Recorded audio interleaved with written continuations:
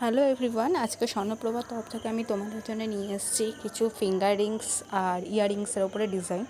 First দেখো এই কালেকশানগুলো আমি দেখাচ্ছি, খুবই সুন্দর কালেকশান। শঙ্খর ওপরেও দেখো এই ফিঙ্গার রিং রয়েছে তোমাদের, আর এই সব কটা রয়েছে দেখো ফ্লাওয়ার ডিজাইনের ওপর, আর একটা দেখো এটা ক্যাটার পিলারের ওপরে রয়েছে। তো তোমরা এই ডিজাইনগুলো আমাদের স্বর্ণপ্রভাতে পেয়ে যাবে।